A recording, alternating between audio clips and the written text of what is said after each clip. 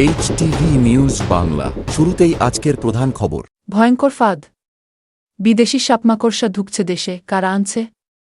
ভাবুন তো, রাতের অন্ধকারে আপনার ঘরের এক কোণে নীরবে লুকিয়ে আছে এমন এক সাপ, যার এক ছোবলেই শেষ হয়ে যেতে পারে একটি জীবন, অথবা এমন এক মাকড়সা যার বিষের কোনো প্রতিষেধক নেই আপনার আশেপাশে। শুনতে সিনেমার গল্প, কিন্তু না, এটা এখন বাস্তবতা, বাংলাদেশের বাস্তবতা।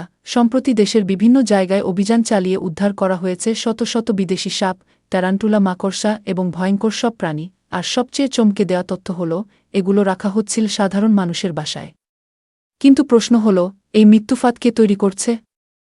প্রথম কারণ, বিকৃত শখ। হ্যাঁ, অনেকেই এখন নিজেদের আলাদা দেখাতে, ইউনিক হতে বিদেশি সাপ আর মাকড়সা পোষছে, যেন জীবনের ঝুঁকি নিয়েও একটা স্ট্যাটাস দেখানোর প্রতিযোগিতা চলছে। দ্বিতীয় কারণ, টাকার লোভ।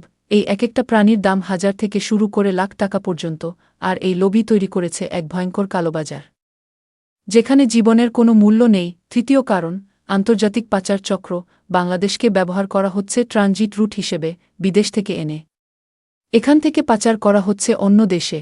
কিন্তু সবচেয়ে ভয়ঙ্কর দিকটা এখনও বাকি। এই প্রাণীগুলো দেশে ঢুকছে সম্পূর্ণ অবৈধভাবে, অ্যাকুরিয়ামের মাছের আড়ালে বা অন্য পণ্যের ভেতরে লুকিয়ে।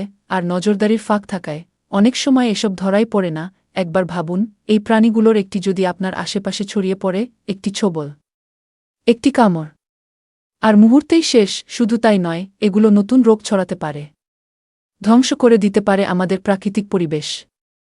বিশেষজ্ঞরা সতর্ক করছেন, এভাবে চলতে থাকলে সামনে বড় ধরনের বিপর্যয় অপেক্ষা করছে। তাই এখনই সময় সতর্ক হওয়ার।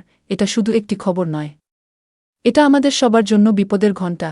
আপনার কি মনে হয়, এ ধরনের প্রাণী আনা পুরোপুরি বন্ধ করা উচিত, নাকি আরও কঠোর ব্যবস্থা নেওয়া দরকার? কমেন্টে আপনার মতামত জানান।